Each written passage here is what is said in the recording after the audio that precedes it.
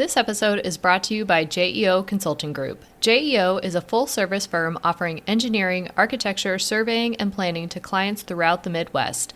Since JEO's beginnings in 1937, they have grown to more than 12 offices across Nebraska, Iowa, and Kansas.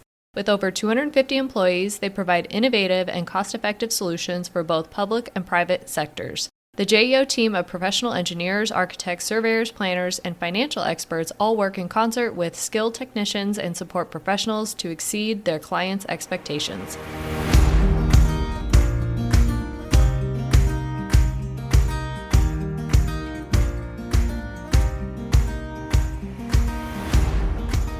You're listening to the Booked on Planning podcast, a project of the Nebraska chapter of the American Planning Association. In each episode, we dive into how cities function by talking with authors on housing, transportation, and everything in between. Join us as we get booked on planning.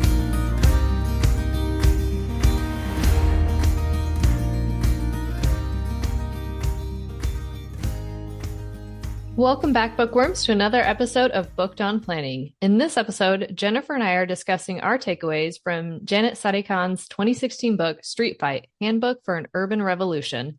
The book chronicles her forward-thinking and effective strategies at making New York City streets more livable and safe for the community. After talking with Dan Pietkowski for our author episode, this book came to mind as his ideas for car-light cities in action. While her approach wasn't centered on the bicycle, it did play a major role in creating more vibrant neighborhoods. I found the book to be incredibly inspiring when I read it a few years back, prior to getting into transportation planning, and it really changed the way that I looked at streets in my own cities. And Stephanie, you had mentioned this book a while back as possible episode book, so I was actually really excited to jump into it. As we all know, placemaking and transportation often go hand in hand, so I was excited to learn more about what New York City had done to create their vibrant plazas. I'm sure transportation system revitalization is a big conversation in most places, but it certainly has been the majority of the conversation in our projects lately.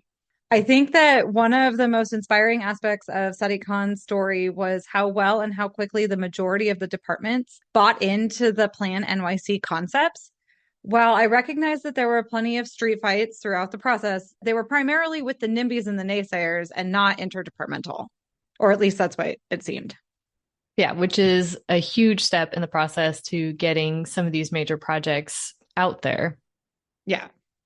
Getting beyond the problem of traffic, Sadik-Khan demonstrated how New York City completely retooled the way their transportation department operated. By looking at who was using the space, they could plan not just for cars, but for pedestrians and bicyclists too. A quote from the book ties right into the episode we recorded last year with Veronica Davis on her book, Inclusive Transportation. Make sure you go check that out if you haven't listened yet.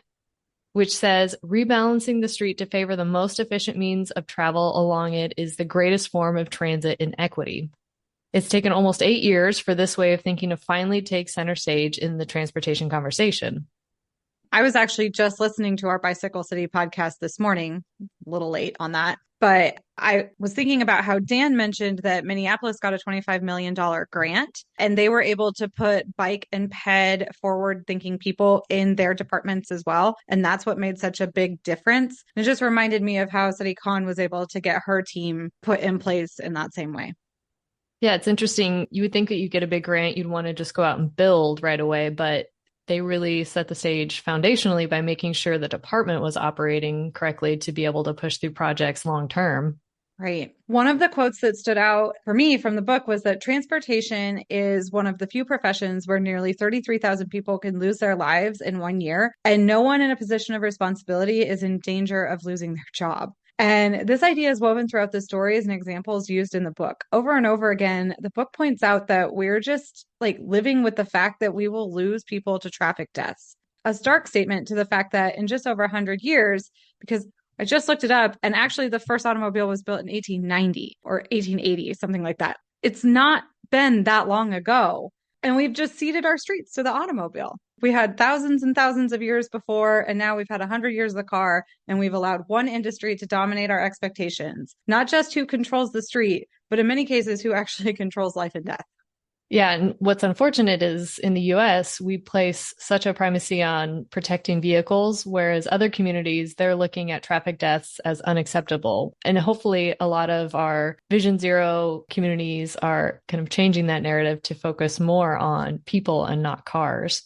The desire lines are less formal term cow paths or worn paths that show where people actually walk were useful tools in building paths that would actually be used in New York. In one example, the cow paths cars left in the snow showed a small rectangular space untouched by vehicles that could be turned into a pedestrian island, increasing the safety at the intersection.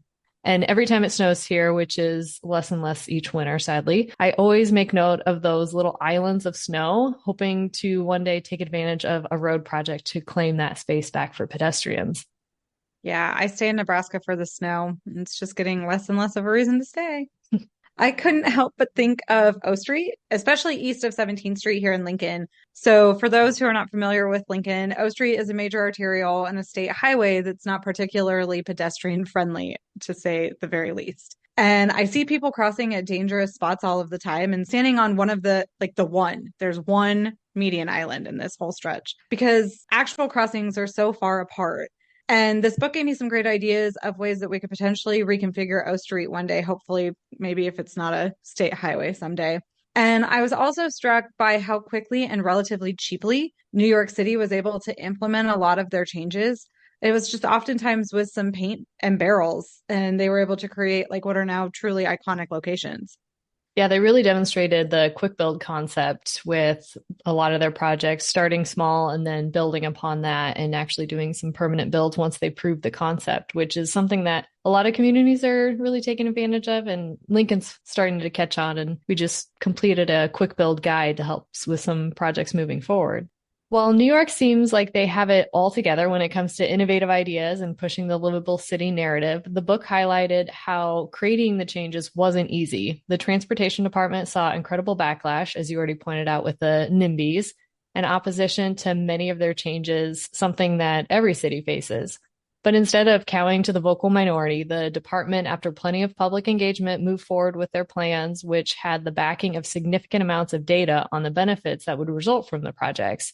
If they tried to go get unanimous support, it would have taken almost twice as long and thousands of dollars more to complete. And we all understand how important public input is to the success of most projects. But in these projects, it was actually vital. I mean, it's vital for almost all projects, but here specifically. First of all, the city was able to respond to people claiming that they had no say by showing the massive amounts of public input done and the many opportunities that people had to participate in. But more importantly, it actually protected the city from lawsuits. Specifically, when Sadik-Khan was implementing the city bike program, her department had put together a playbook showing all of the public feedback and how the strategies for implementation were actually based on that feedback. And every lawsuit that was brought against the city for the city bike program was dismissed. And often judges actually cited that playbook for the reason. And we all know that the fastest way for a city to go down in a lawsuit is by not following the process or acting in an ultra vires or beyond the scope of their authority. So being able to show the process that you followed and the enabling legislation that gives the city that authorization to take such action will protect you the majority of the time when you're now trying to take these radical steps. So one of the major projects Janet covers in her book is the transition of Times Square from a car-dominated space to a pedestrian-dominated space. And I visited Times Square in high school back before the conversion. Sadly, have not been back to see the change since then. Someday I'll get there. The conversion increased safety and pedestrian activity, giving more life to a once traffic-clogged space. What struck me was how cheaply the project started out. As we mentioned, quick build. They used traffic construction barriers to shut the street down to traffic and threw out hundreds of $10 chairs, and it was an immediate success. So often our projects are slowed to a snail's pace and don't even get started because we're going straight to the high dollar permanent construction projects. That is a real challenge to fund.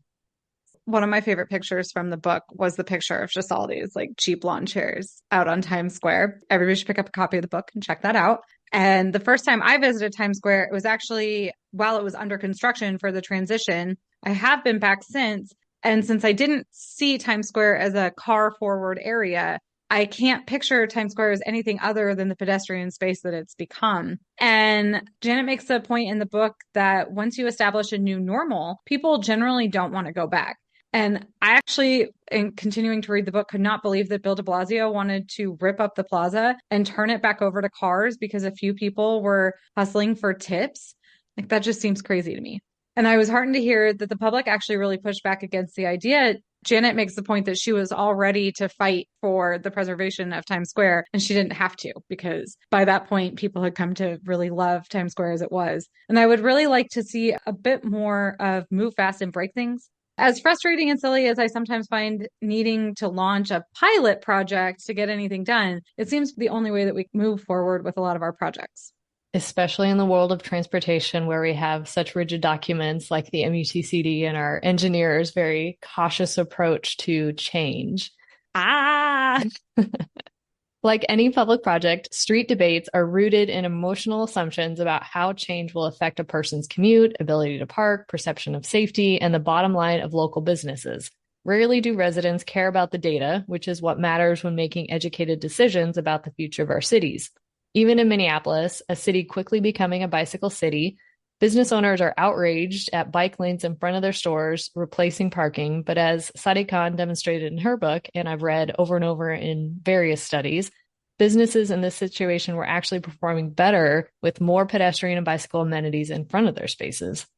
I have to admit that when I was in planning school, I never would have believed how much time working in economic development would actually be spent arguing with people about parking. Yeah. Of course, there is a difference between large, denser cities like Minneapolis or New York City and places in the Midwest like Lincoln, but there is no denying that our more pedestrian-forward areas are our most economically successful as well. And statistically, people who visit shops and grocery stores by car, they might spend more in that one visit, but they'll only make that one visit. Whereas people who walk or use other forms of traffic, they will most likely make more frequent visits because they can't carry as much and ultimately will spend more money over time. And plus, I don't know about you all, but I do my window shopping on foot, not driving by. So I'm more apt to just stop in for an impulse buy if I'm walking than if I'm driving. Yeah, and I think that's been proven the case with a lot of different people. One of my biggest takeaways from the book was that no matter what city you live in, someone will always try to argue that your idea for improving walking and bicycling is bad because your city is not, quote, insert whatever bigger city here. In Lincoln, we can't build bike lanes because we're not Portland. People were against bike lanes because New York City was not Copenhagen. And while living in Minneapolis, and apparently still to this day, residents fight more density because they aren't New York City. Despite the stabilization of housing prices the city has seen given all the additional housing built to date. But as we touched on in the conversation with Dan in our last episode, it all comes back to effective advocacy and outreach efforts that coordinate a new message, one that resonates with the quiet majority rather than letting the loud minority take over the conversation. And one of my biggest takeaways is that we need braver political figures who are willing to weather the naysayers and fight back against capitulating. Sadik-Khan wouldn't have been able to do what she did without the support of Mayor Bloomberg. And we need more leaders who are willing to be a part of the street fight for a better way of living. As Sadik-Khan says, when you push the status quo, it pushes back harder. And we need planners and political leaders who are willing to take the hit and move forward anyway. We need more planners in political positions. Hey, that's a thought. We hope you enjoyed this conversation on Street Fight, Handbook for an Urban Revolution. You can get your own copy and support the show by clicking the link in the show notes to take you to our direct affiliate page. Remember to subscribe to the show wherever you listen to podcasts, and please rate, review, and share the show. Thank you for listening, and we'll talk to you next time on Booked on Planning.